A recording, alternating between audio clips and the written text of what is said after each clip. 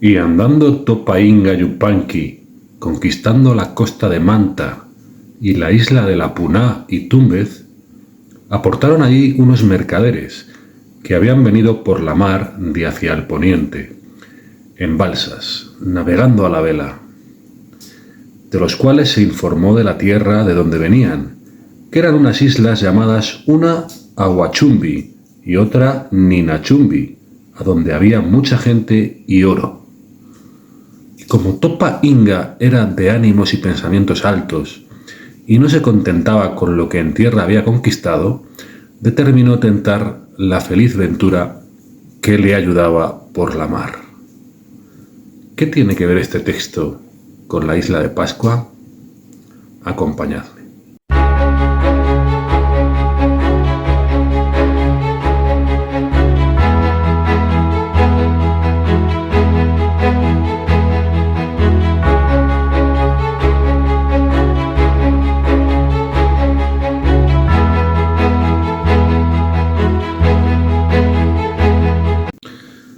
Bienvenidos al 25º capítulo de Alter Historia, el canal de historia alternativa. Este texto que os he leído es de la historia índica de Pedro Sarmiento de Gamboa, un cronista español que recorrió el virreinato del Perú entre 1570 y 1572, haciendo anotaciones geográficas y anotaciones históricas, hablando con la gente de los poblados para reconstruir lo que había sido la historia del imperio incaico antes de la llegada de los españoles. Este libro lo publicó en 3 volúmenes, el primero dedicado a la geografía del virreinato, el segundo a la historia de los incas previamente a la llegada de los españoles y el tercero ya sobre la conquista española del imperio incaico. Hay que tener en cuenta que la conquista se había dado aproximadamente unos 40 años antes. Fue en 1532 cuando fue capturado Atahualpa. Atahualpa, que es considerado el último gobernante del Tahuantinsuyo, del imperio incaico. Si bien es cierto que la última resistencia duró precisamente hasta esta época. Fue en 1572 cuando cayó Vilcabamba, el último reducto de los incas independientes. Bien, este texto de Sarmiento de Gamboa se refiere a las andanzas de Tupac Yupanqui, aunque bueno, él le llama Topainga Yupanqui. Bien, estamos hablando de un inca. Hay que entender que Inca es una palabra que se suele usar tanto para referirse a la cultura inca, al pueblo inca, como a sus gobernantes, a los reyes, a los incas, que era el máximo cargo del imperio, ¿no? Bueno, este Tupac Yupanqui fue inca, fue rey del Tahuantinsuyo entre 1471 y 1493, o así más o menos se tiene establecido, ¿no? Y este texto habla de sus andanzas previamente a esto, cuando era Auqui, cuando era el príncipe heredero, digamos. Estamos hablando, parece ser, aproximadamente del año, se podría decir, 1465. Bueno, pues en esta fecha, este Tupac Yupanqui habría estado habría estado extendiendo el Tahuantinsuyo hacia el norte. Habría estado conquistando la zona de Manta, de la isla de Puná y Túmbez. ¿Veis imágenes? Estaríamos hablando de lo que a día de hoy vendría a ser el sur de Ecuador y el norte de Perú. Y entonces habría tenido noticias por ciertos mercaderes de la zona de estas 2 islas, de Aguachumbi y de Ninachumbi, en las cuales habría, según dice Sarmiento de Gamboa, habría mucha gente y oro. Y habría decidido embarcarse y visitar esas islas y conquistar esas islas. Habría, según Sarmiento de Gamboa, ordenado construir una flota de balsas para llevar consigo nada menos que a 20.000 hombres, y bueno, pues habría embarcado, se habría dirigido a buscar estas islas. Habría vuelto a los 2 años aproximadamente, trayendo, literalmente, dice Sarmiento de Gamboa, que le contaron a él, trayendo gente negra, oro una silla de latón y un pellejo y quijadas de caballo. Claro, ¿a dónde se dirigió cruzando el Pacífico Tupac Yupanqui y estos 20.000 hombres? Para haber vuelto con oro, con una silla de latón, con quijadas de caballo, con gente negra. Bueno, hay muchas dudas sobre la verosimilitud de esta historia, como sobre otras historias que recoge Sarmiento de Gamboa, ¿verdad? Pero lo cierto es que José Antonio del Busto, un historiador peruano del siglo XX, defiende en su libro Tupac Yupanqui, descubridor de Oceanía, defiende que esta Ninachumbi y Aguachumbi no serían otras que las islas de Mangareva y Rapa Nui. Bueno, estáis viendo en el mapa, para hacernos una idea de la distancia que hay entre la costa pacífica sudamericana y estas islas, ¿verdad? Rapa Nui no es otra que la isla de Pascua.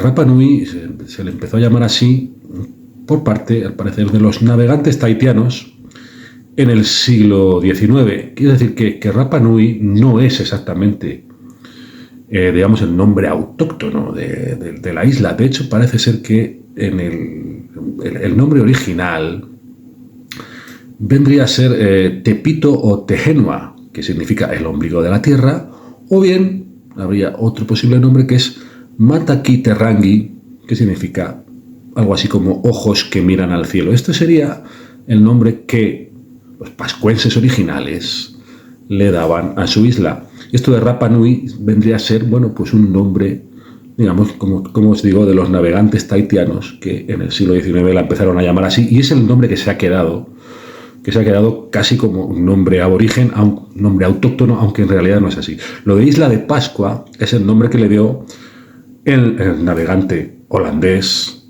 Jacob Roggeveen, que fue el que llegó allí el 5 de abril de 1722, que era precisamente la Pascua de Resurrección, y por eso lo llamó la Isla de Pascua, ¿no? Pascheiland en neerlandés. Bien, la Isla de Pascua es, por supuesto, conocida mundialmente por los moais, por estas estatuas, estos monolitos, hechos la mayoría de ellos en toba volcánica, en roca volcánica de un volcán de la isla, el Rano Raraku. Hay más de 900 moais en la Isla de Pascua en diferente estado de conservación o en diferente estado de restauración, ¿verdad? Teóricamente, estos moais habrían sido erigidos. Es la cronología que más o menos dan los expertos, digamos, entre aproximadamente el año 700 de nuestra era y el 1600, aproximadamente. Originalmente habrían estado colocados sobre ajus. Los ajus son plataformas, ¿no? En estas plataformas que veis habrían estado colocados originalmente, aunque después algunos fueron al parecer movidos, otros fueron semidestruidos. Algunos de ellos aparecen incluso hoy día también con el pucao, estos copetes, estos sombreros hechos con piedra roja, ¿verdad? Antes parece ser, antiguamente incluso, estos moais tenían placas de coral a modo de ojos. Y casi todos miran hacia el interior de la isla, ¿verdad? Bueno, es uno de los grandes misterios del planeta, ¿no? ¿Por qué se hicieron esta cantidad ingente de estatuas, de monolitos de este tipo en esta isla, en esta pequeña isla? ¿Qué intención se buscaba con ello? Hay infinidad de teorías, ¿verdad? Bueno, es aquí donde quiero introducir en esta historia a un personaje llamado Thor Heyerdahl. Bueno, Thor Heyerdahl era un aventurero noruego que, basándose, entre otras cosas, en esta historia de Tupac Yupanqui, relatada por Pedro Sarmiento de Gamboa, decidió embarcarse el 28 de abril de 1947 en el puerto del Callao, que viene a ser, bueno, pues el puerto de Lima, digamos, de la capital del Perú. Se embarcó junto con otras 5 personas y un loro, ¿bien?, en una balsa hecha, claro, con madera de balsa. Es que la balsa, la balsa es un árbol, es un árbol que se da, sobre todo en México, en Sudamérica y en el Caribe, ¿no? Y con madera de balsa, imitando a Tupac Yupanqui y a los mercaderes que habían informado a Tupac Yupanqui que también viajaban en estas embarcaciones hechas con madera de balsa, fabricó una embarcación llamada Kon-Tiki. Esta embarcación, aparte de la madera de balsa, bueno, usaron cáñamo para los lazos, para las lazadas, ¿verdad? Y además tablones de pino que, claro, esto es un detalle que, bueno, es que el pino no es originario de esa zona. El pino básicamente es oriundo del hemisferio norte, es decir, ellos lo que querían era imitar las posibles embarcaciones que podrían en la época haber construido Tupac Yupanqui o otra gente de esa época o anteriores en la costa pacífica de Sudamérica. Pero bueno, esto del pino, bueno, pues digamos que no, a mí no me cuadra mucho porque, claro, el pino, desde luego, en aquella época no había pinos en Sudamérica, ¿verdad? Pero bueno, el caso es que construyeron esta embarcación, esta Kon-Tiki, y se dieron a la mar y abordaron el Pacífico, ¿verdad? El Océano Pacífico. Estuvieron 101 días navegando, aproximadamente unos 7.000 kilómetros, hasta llegar, bueno, embarrancaron ya finalmente en el atolón de Raroia, en las islas Tuamotu. El objetivo era precisamente el que consiguieron, demostrar que este viaje era posible, usando la tecnología de la época, la madera de balsa, que era la que teóricamente usaban los navegantes en Sudamérica en la época previa a la llegada de los españoles. Es decir, demostraron que era posible que desde Sudamérica, desde la costa pacífica de Sudamérica, poder llegar a la Polinesia, poder llegar a los mares del sur, poder llegar a las islas perdidas de Oceanía, ¿verdad? Y bueno, pues lo consiguieron y demostraron que técnicamente era posible, salvo por el detalle del pino, yo añado esto, pero bueno, pongamos que demostraron que efectivamente era posible. La Kon-Tiki, por cierto, se conserva a día de hoy en el Museo Kon-Tiki de Oslo, de la capital de Noruega, que era de donde era oriundo Thor Heyerdahl, este aventurero, ¿verdad? Bueno, Heyerdahl, en un libro titulado Aku Aku, el secreto de la isla de Pascua, publicado en 1957, es decir, una década después del viaje de la Kon-Tiki, defendía que Pascua, que Rapa Nui, además de ser colonizada por polinesios, dice que también fue colonizada por gente procedente del Perú, por gente procedente del Tahuantinsuyo, del Imperio Incaico o de otras civilizaciones, digamos, previas al Tahuantinsuyo, que ocupasen esa zona del Pacífico sudamericano, ¿verdad? Porque para él, bueno, era una zona que él definió como más desarrollada culturalmente que lo que era la Polinesia, y digamos que habrían sido estas gentes las que habrían colonizado Rapa Nui y habrían construido los Moais. De hecho, Kon-Tiki, el nombre que Heyerdahl le dio a la embarcación, no sería otro que, bueno, pues uno de los nombres de Viracocha. Es decir, bueno, en realidad Viracocha, digamos, la principal divinidad de la zona de los Andes y de la zona costera pacífica anexa a los Andes, a la llegada de los españoles y muy probablemente desde mucho tiempo atrás, bueno, pues el nombre completo de Viracocha, vendría a ser más o menos algo así. Apu Kuntiksi, quedaos con esto, Apu Kuntiksi, Viracucha, Pachac, Yachakchi, Pachacamac.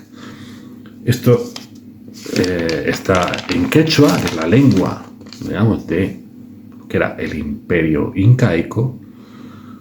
En español vendría a significar más o menos algo como Gran Señor, resplandor eterno, fuente de vida, conocimiento y hacedor del mundo. Bueno, pues de esto de Kuntiksi, Apu Kuntiksi, bueno, pues él encontraba una similitud de Kuntiksi a Kontiki. Kontiki es al parecer una divinidad que se adoraba en las islas del Pacífico, en las islas de la Polinesia, en las islas más cercanas a Rapa Nui, a la isla de Pascua. Esta es una de las coincidencias en las cuales él basa su teoría, aparte de otras cosas como, por ejemplo, que la batata, que bueno, viene a ser como la patata dulce, en España se le suele llamar boniato, en otros lugares se le llama camote, bueno, es de origen americano.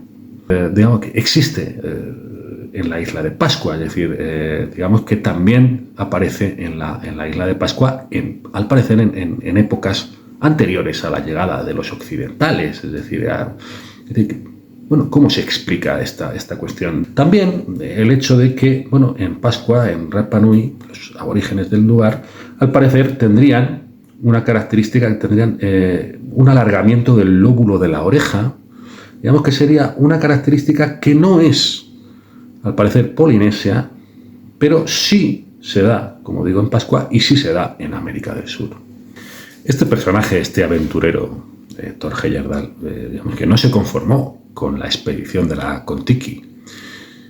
Posteriormente, junto con el mexicano Santiago Genovés, digamos que fletó dos embarcaciones, la Ra y la Ra-2, para intentar demostrar que los egipcios pudieron llegar a América también, ¿no?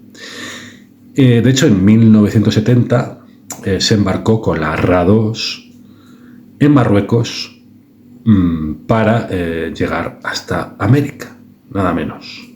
También con la tecnología que supuestamente podrían haber tenido los egipcios antiguos. También fabricó otra embarcación llamada Tigris para intentar demostrar que la cultura del Valle del Indo, la de Harappa y Mohenjo-Daro, la previa a la llegada de los indoeuropeos a la India y a Pakistán, digamos que podría haber tenido contactos con Mesopotamia, ¿no?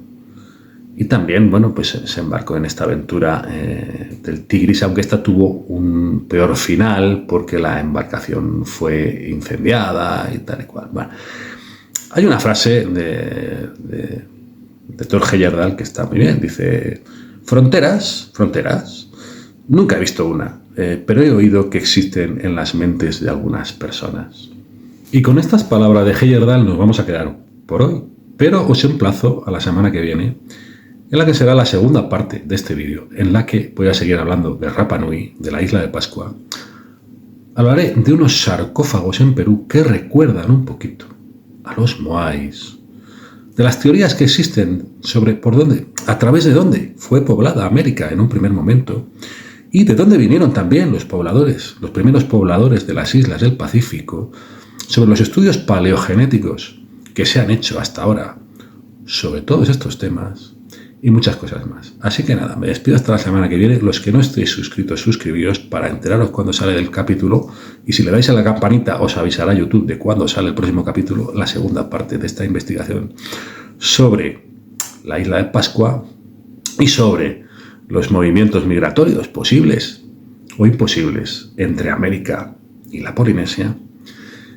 Si os ha gustado el capítulo, darle like, darle al me gusta, comentarme en la cajita de comentarios qué os parece toda esta historia, compartid con quien penséis que le pueda interesar estos temas, compartid el vídeo y nada más. Me despido hasta el próximo capítulo de Alter Historia.